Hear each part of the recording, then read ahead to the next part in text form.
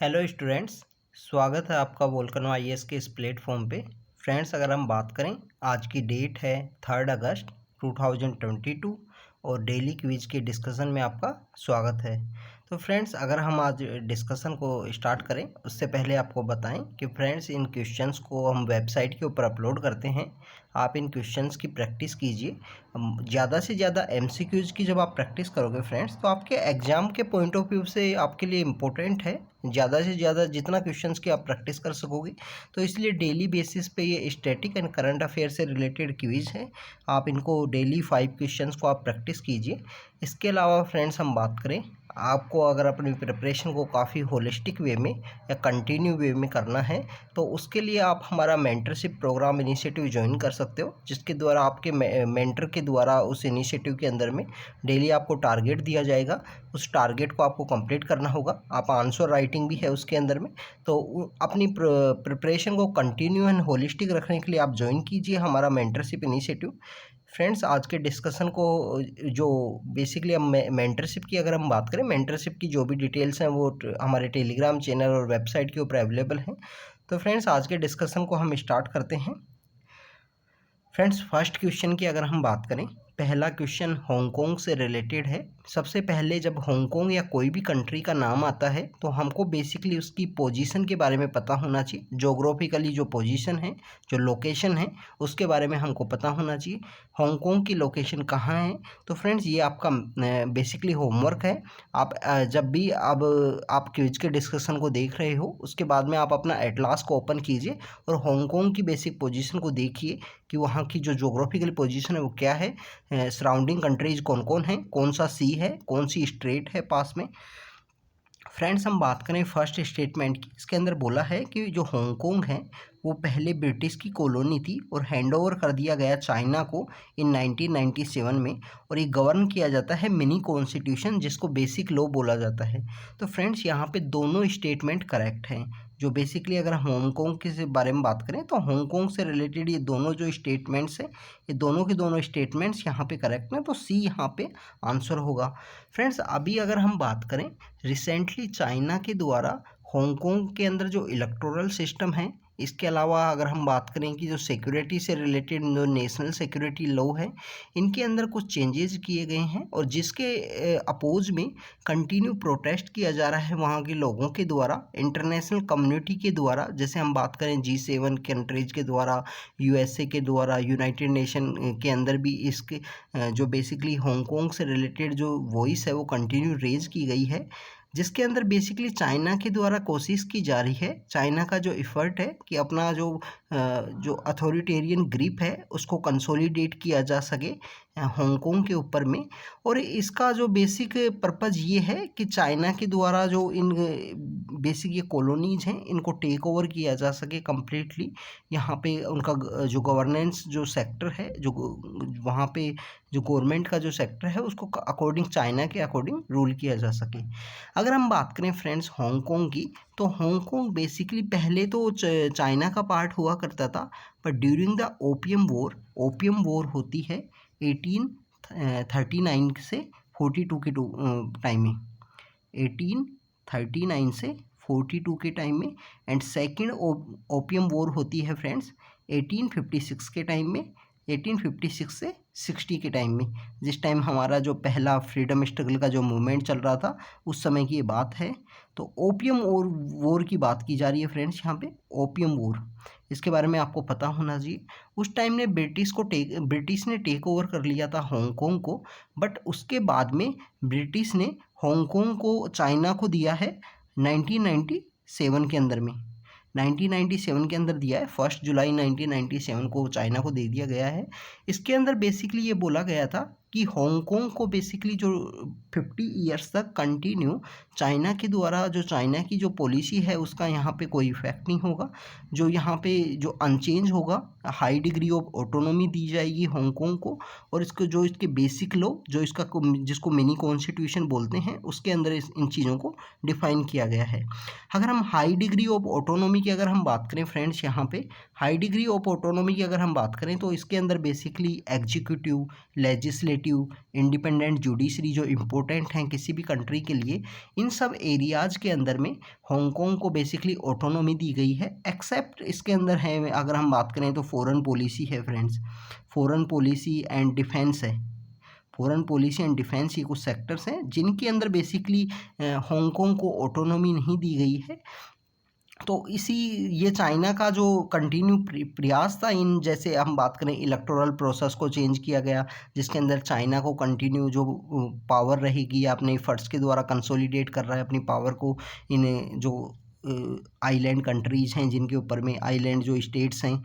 इसके अलावा national security law भी जो इम्पोज किया गया था जून 2020 के अंदर में, ये सब वो लॉज हैं जिनके द्वारा चाइना इनके ऊपर कम्प्लीटली अपना डोमिनेशन करने का इफेक्ट स्टार्ट कर रहा है। जैसे वन कंट्री टू सिस्टम जो चलता है उसको उसके अगेंस्ट में जाके, अगर हम वन कंट्री टू सिस्टम की बात करें तो एक कंट्री होते हुए दो सिस्टम, जैसे इन एरियाज़ को कुछ स्पेशल ऑटोनॉमी दी गई है, उसी से रिलेटेड है।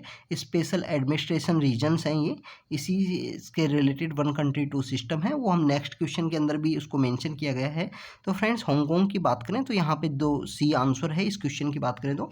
ब्रिटिश कॉलोनी थी जिसको चाइना को हैंड ओवर किया गया, मिनी कॉन्स्टिट्यूशन है जिसके द्वारा जिनको बेसिक जो राइट्स हैं, जो ऑटोनॉमी है, मोर ऑटोनॉमी है इस एरिया को, जो चाइना की जो सोशलिस्ट पॉलिसीज़ हैं, चाइना के कैरेक्टरिस्टिक वाली जो सोशलिस्ट पॉलिसी हैं वो यहाँ पे इम्प्लीमेंट नहीं होती हैं। तो फ्रेंड्स अगर हम बात करें वन कंट्री टू सिस्टम की, वो बेसिकली चाइना के अंदर चलता है, और ये बेसिकली अगर हम बात करें ए आंसर होगा फ्रेंड्स इसका।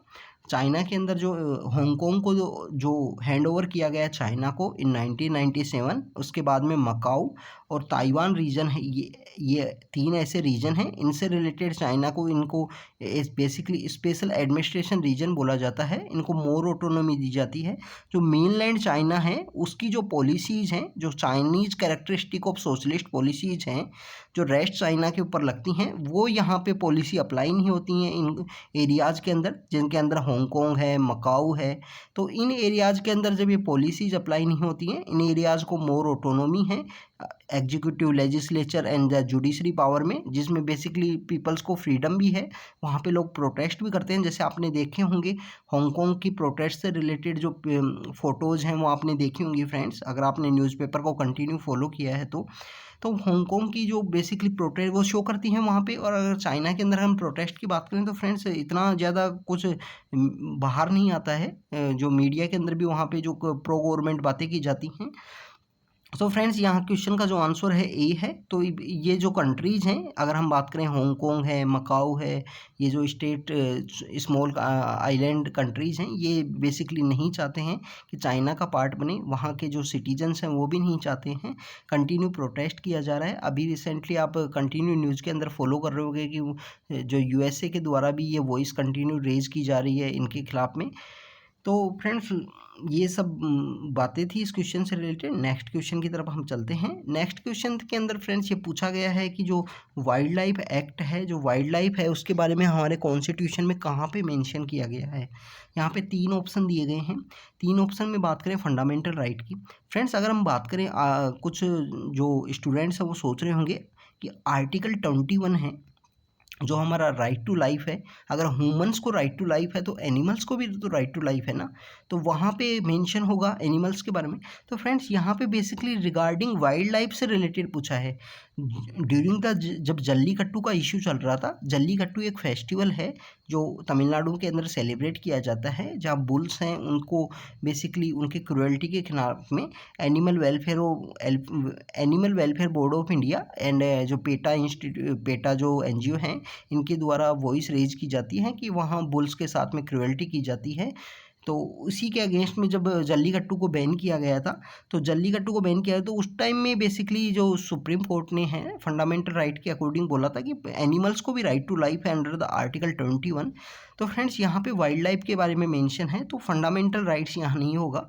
यहाँ वाइल्ड लाइफ की अगर हम बात करें, हमारे जो आर्टिकल हैं, जो DPSP के अंदर आर्टिकल है आर्टिकल 48A, जो हमारा 48A है आर्टिकल, ये 48A को कौन से कॉन्स्टिट्यूशन अमेंडमेंट एक्ट के थ्रू ऐड किया गया था? फ्रेंड्स ए है तो ओरिजिनल में नहीं होगा, A B C अगर कुछ भी एक्स्ट्रा मेंशन है तो वो शो करता है कि इसको कोई ना कोई कॉन्स्टिट्यूशन अमेंडमेंट एक्ट के थ्रू ऐड किया गया होगा। तो आपको ये आप कमेंट सेक्शन के अंदर बताना आर्टिकल 48A को कौन से कॉन्स्टिट्यूशन अमेंडमेंट एक्ट के थ्रू हमारे कॉन्स्टिट्यूशन के अंदर ऐड किया गया। तो आर्टिकल 48A बोलता है कि स्टेट का रिस्पॉन्सिबिलिटी है, state should endeavour to protect and maintain the ecology and forest and wildlife. उसी से रिलेटेड है आर्टिकल 48, जो स्टेट की रिस्पॉन्सिबिलिटी हैं कोई भी पॉलिसी फ्रेमवर्क में, DPSP में जो भी बातें लिखी गई हैं स्टेट के लिए पॉलिसी फ्रेमवर्क में काफ़ी इंपॉर्टेंट है। इसके अलावा अगर हम बात करें आर्टिकल 48 की, तो एनिमल हस्बेंड्री से रिलेटेड है, गांधीयन प्रिंसिपल है कि काल्प का जो स्लॉटरिंग है उसको प्रोहिबिट करना है। इसी ये भी हमको काफ़ी इंपॉर्टेंट है। जब काउ विजिलेंटिज्म से रिलेटेड जब इशू चल रहे थे, अभी तो प्रेजेंटली काउ विजिलेंटिज्म से रिलेटेड इश्यू नहीं है, बट जब काउ विजिलेंटिज्म से रिलेटेड इश्यू आज से 2 या 3 साल पहले थे, तो उस टाइम में आपको ये आर्टिकल पता होना चाहिए ना। Article 48 animal husbandry and prohibition of the cow slaughter से रिलेटेड बातें लिखी गई हैं। फ्रेंड्स, इसके अलावा जो हमारी फंडामेंटल ड्यूटीज़ हैं 51A के अंदर में, 51A आर्टिकल 51A जो है उसका एक ड्यूटी है जी नंबर।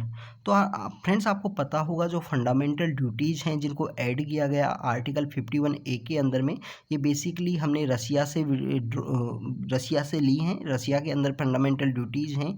आप इस कंट्री के जब सिटीजन हैं तो आपकी एक रिस्पॉन्सिबिलिटी है यहाँ पे। तो हमारी जो फंडामेंटल ड्यूटी है 51A, इसको हमारी जो बेसिकली फंडामेंटल ड्यूटीज़ हैं उनको 42nd कॉन्स्टिट्यूशन अमेंडमेंट एक्ट के थ्रू ऐड किया गया था हमने 1976 में। स्वर्ण सिंह कमेटी एक कमेटी बनी थी, स्वर्ण सिंह उस टाइम मिनिस्टर हुआ करते थे, तो उन्हीं की अध्यक्षता में एक कमेटी बनी थी चेयरमैनशिप में। उस कमेटी के अंदर बेसिकली इनको ऐड किया गया। 51 का एक जी है, जो ड्यूटी है 51A के अंदर आर्टिकल जी है। उस आर्टिकल के अंदर बोला है कि ड्यूटी है इंडियन सिटीजन की to protect and improve the natural environment including forest and wildlife. तो फ्रेंड्स फंडामेंटल ड्यूटी भी है यहाँ पे, DPSP भी है, तो 2 और 3 यहाँ पे करेक्ट होगा। तो यहाँ पे बी यहाँ पे करेक्ट आंसर है फ्रेंड्स।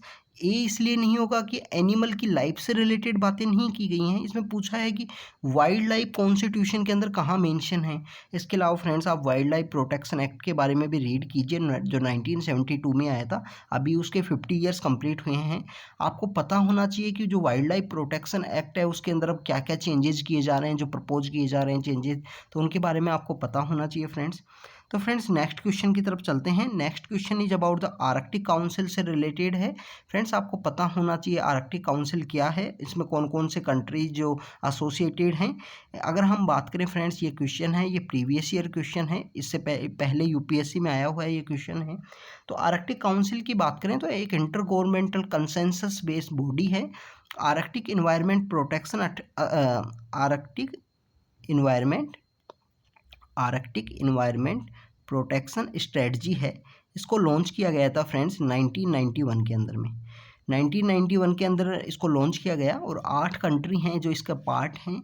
अगर 8 कंट्री हम याद करने का जो तरीका है वो ऐसे है फ्रेंड्स। ये कुछ कंट्रीज़ हैं फिंस बेसिकली 5 कंट्री तो ये हैं। इसके अलावा रसिया है, USA है एंड कनाडा है। Russia, USA and Canada. फिन्स में एफ से फिनलैंड है।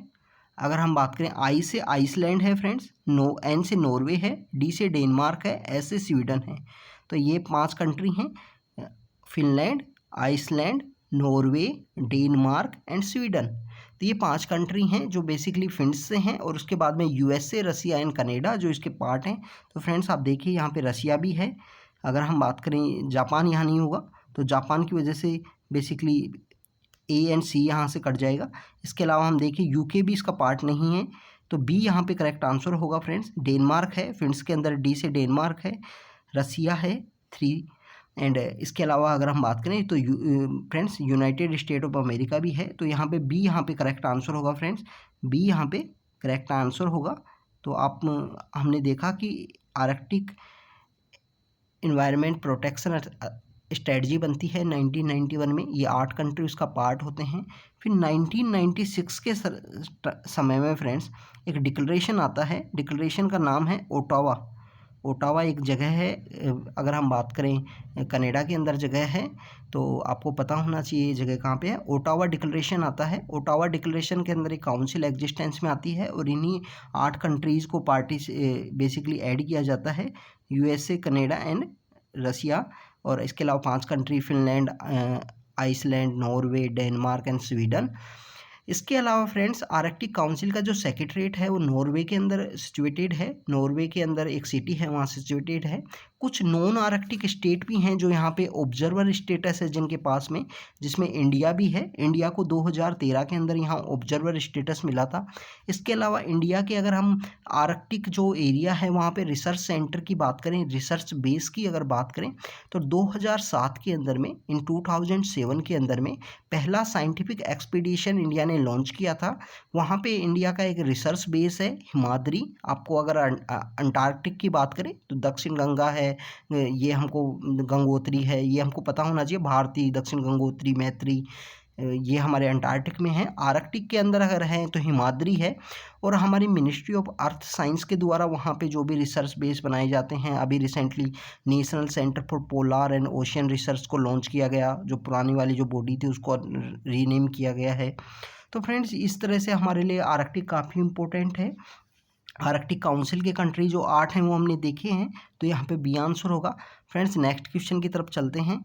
नेक्स्ट क्वेश्चन के अंदर बेसिकली पूछा है pillar of same sometimes news के अंदर रहता है, ये कौन कौन से कंट्रीज़ में एसोसिएटेड है। तो friends pillar of same basically एक पिलर है जिसको बनाया गया है, उसको शो करना है, जो बेसिकली पिलर का जो मकसद है उसको क्या शो करना है, तो शो करना है कि जो हमारी कुछ लाइफ कई लॉस्ट हुआ है, बहुत सारे लोगों की जो डेथ हुई है कोई एक स्पेसिफिक इवेंट की वजह से, कोई स्पेसिफिक सर्कमस्टेंसेस जो क्रिएट हुए हैं उनकी वजह से, उसकी वजह से इस पिलर को कुछ कंट्रीज़ में कंस्ट्रक्ट किया गया है। जिसमें हम बात करें रोम के अंदर है फ्रेंड्स, ये अगर हम बात करें इस पिलर की तो रोम के अंदर है।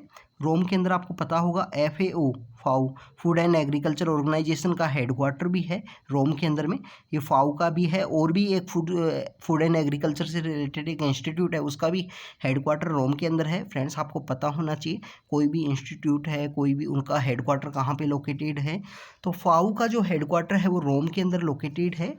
तो एक तो रोम के अंदर बनाया गया है और इसको 96 के अंदर बनाया गया था। फ्रेंड्स अगर हम बात करें कि फाओ का जो हेडक्वार्टर है वो रोम के अंदर है और वहाँ पे पिलर ऑफ सेम को क्यों क्रिएट किया गया, उसके पीछे एक रीज़न है कि बेसिकली फाओ की समिट हुआ होती है और वहाँ माना जाता है कि हंगर की वजह से, भूखमरी की वजह से बहुत सारे लोगों की डेथ हुई है। तो एक अनसर्कमस्टेंसेज हैं, अनस्पेसिफिक सर्कमस्टेंसेज हैं जिसकी वजह से बहुत सारे पीपल्स की डेथ हुई है, तो वहाँ पे इसको क्रिएट किया गया। इसके अलावा फ्रेंड्स हांगकांग के अंदर है, मैक्सिको के अंदर है, ब्राज़ील के अंदर है। ब्राज़ील एंड मैक्सिको की अगर हम बात करें तो वहाँ से रिलेटेड कुछ ऐसे लोकल इवेंट्स हैं जिनकी वजह से बहुत सारे लोगों की डेथ होती हैं, तो उसकी वजह से वहाँ पिलर ऑफ सेम क्रिएट किया गया है। हम बात करें मैक्सिको के अंदर